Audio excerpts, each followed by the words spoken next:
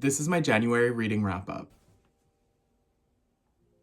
I read 8 books in the month of January, which is more than I wanted to read. I am trying to read less, but somehow it just didn't work this month. My books were really short. They were all really, really good. So I'm really excited to talk about them. I have some classics. I have some Litfic. I have 2 books that came out this week. All sorts of stuff. So let's just get into it. Drive Your Plow Over the Bones of the Dead by Olga Tokarczuk, translated by Antonia Lloyd-Jones, is such a weird book. She won the Nobel Prize in Literature, and this was my first book from her, but I was like, what is it gonna give from a Nobel Prize recipient? And I could never have predicted what this was gonna be. It's so strange. It's essentially about a kooky lady who's obsessed with astrology, and lives in a remote Polish village, and people around her start to die in really weird ways, and she's getting up in the mix with the investigators and trying to figure out what's going on also. That's sort of like face value of how you can read this book, which is like crime, thrillery, novel kind of vibe. But then there's like so many other layers of morality, being morally gray, who gets to be good, who gets to do bad things and get away with it. It talks about hunting culture in a really interesting way, from a perspective I didn't know about. I don't know about like Polish hunting culture. Also animal rights, all that sort of stuff. There's so many layers to this, and I think that's why it's so captivating and interesting, and it's written so in such a like great way, and it's really precise. And I'm really excited to read more from Olga Tokarczuk. She is so strange. I have the Impusium by her, which I'm excited to read, and they're both Fitzcarraldo editions, which I absolutely love. I love this blue, and these covers are so nice. So yeah, the Impusium is about like it's called A Health Resort Horror Story, I believe, is like the log line of it, but it sounds amazing, and I'm really excited to read more from this author. We Could Be Rats by Emily Austen. In true Emily Austen fashion, this is just amazing, weird lesbian fiction. She writes lesbian fiction of the weird variety like nobody else. She's just so amazing at it, and this is like so, it's no different. She has a way of ripping open her characters and like putting everything on display on the page in such an interesting way. She gets so deeply into the minds of these people, and she's so talented. This book, while I liked it, was very hard for me to read, hard to get through. I'm not going to spoil anything. I won't go too much into detail about stuff, but it deals very heavily and very directly with someone wanting to unalive themselves, which I don't love. It's hard for me to read as a reader, and it was hard for me to take myself out of that reality while reading the narration, if that makes sense. And then it's sort of like midway through, it got me back on board, and then by the end, it ends up being this really fascinating exploration of sisterhood and family, and like what it's like to grow up with someone and have that shared experience of growing up and still be at odds with how your perspective of that experience is different because you're different people. And that like is such a complicated thing that you like can't really put into words. Like that's just a strange thing to explain, but it's done so well here, and it's a really like beautiful, touching way of talking about it. Just like really great. And Emily Austen is just an icon. There are no skips in her repertoire. I am obsessed. Comedic Timing by Upasana Barath is an 831 book. 831 is this really cool new publishing company who are doing some really interesting things and publishing rom-coms from really cool writers. And I was able to read this book early. It just came out this week, but I read it before because they asked me to write a short story inspired by this book, inspired by one of the characters in this book.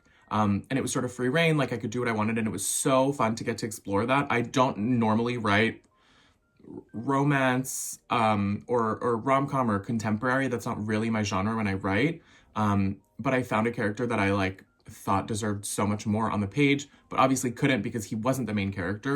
And so I wrote a story about him, which is available on their website now. You can go see it or read it if you want.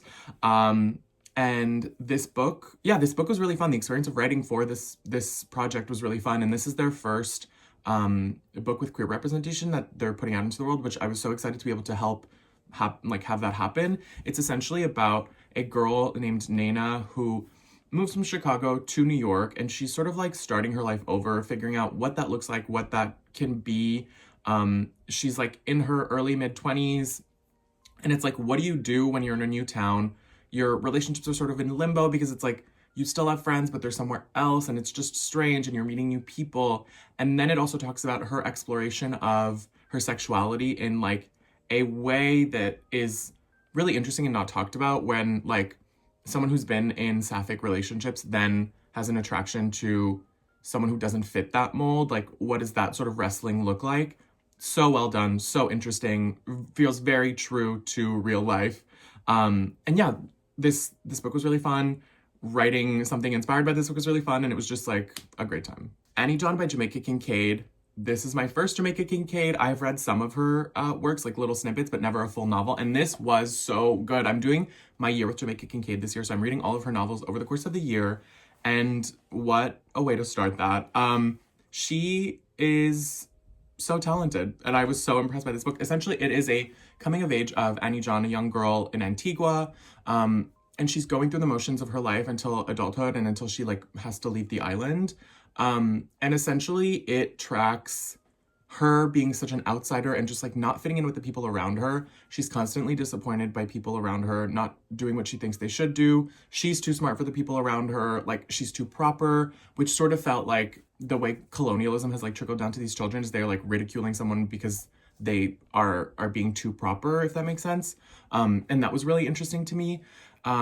I find that the central thing in this book is the relationship between the daughter and the mother, Annie John and her mom.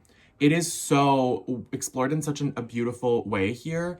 And I think what was most interesting to me is that not only do you get Annie John's perspective, she's the narrator, but you get like that wrestling that comes from the mother.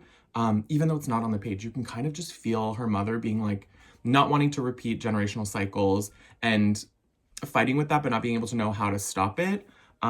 So well done. And it also exemplifies like growing up and transitioning into adulthood, and that like idea of a parent can be completely shattered with tiny little changes, little small things, and you don't even realize that it's happening, but it happens.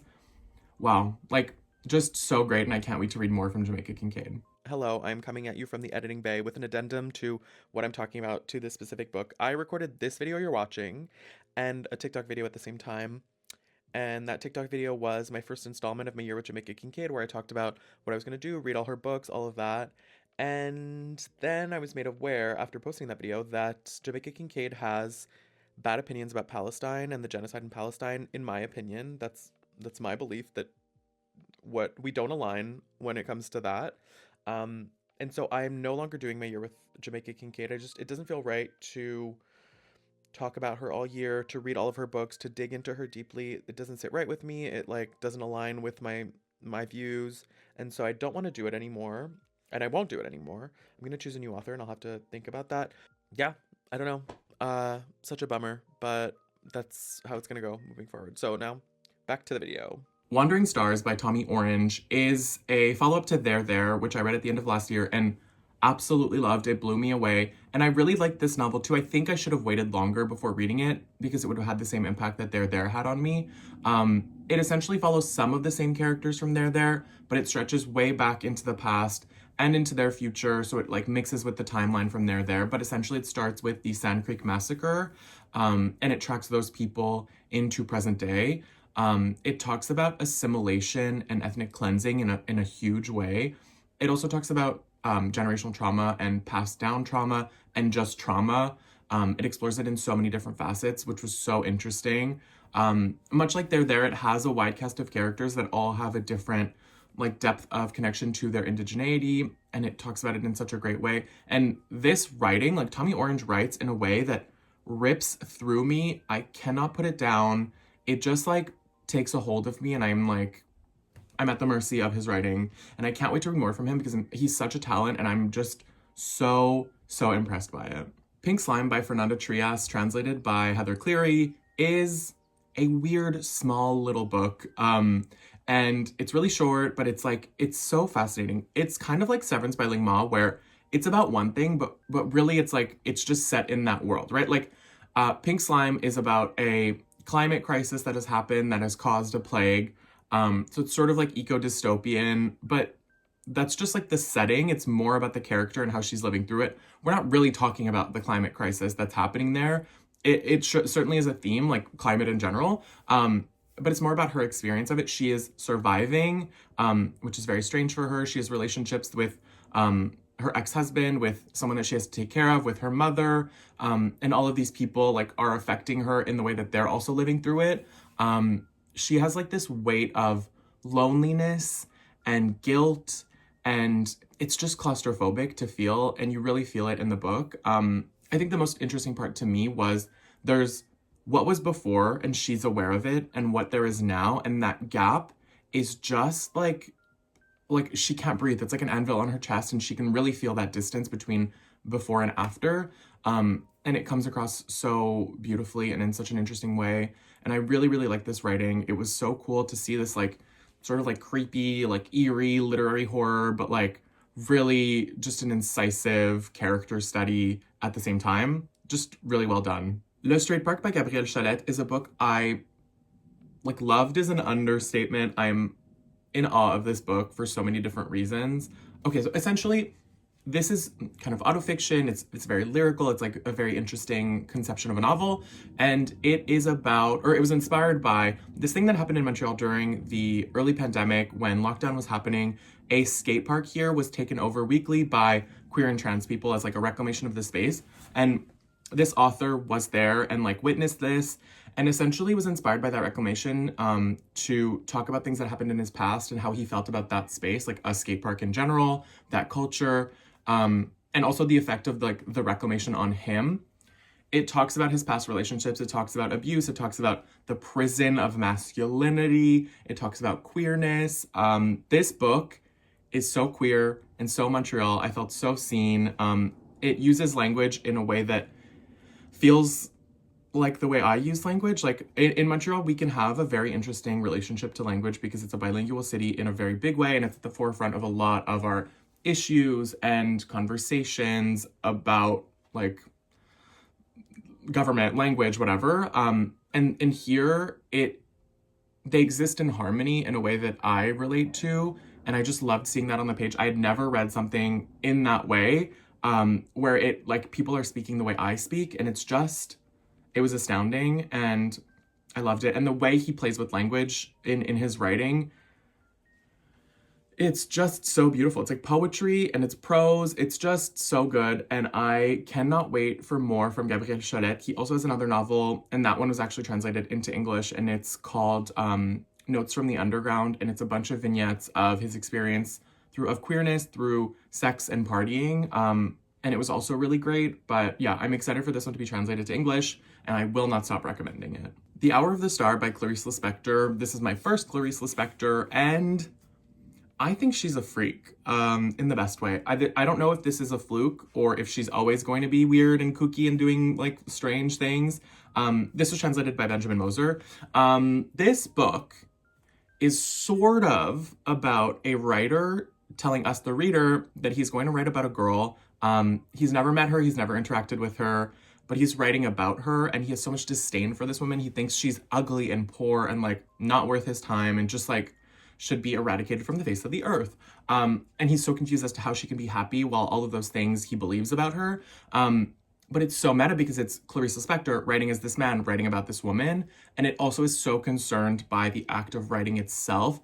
It has this conversation of like, nonfiction is technically also fiction because it's one person's perspective and it's one person telling us this nonfiction that is their nonfiction, if you know what I mean. And so it's so meta, it's so layered, it's so interesting. It's really short, but it packs such a punch. And it was like tragic at the end. And yeah, I'm really excited to read more from Clarice Lispector. I didn't know what to expect, I guess. I knew she was going to be good, but I didn't know she would be this strange, and I really like it. That's it. Those are the 8 books that I read in the month of January. Some real heavy hitters there. Just some titles that I know will stick around with me for a while. I would love to know what you read and loved in the month of January, so please let me know in the comments. Like, comment, subscribe, do the whole thing. I am excited to make more videos for you and to see you next time. And as always, thanks for watching.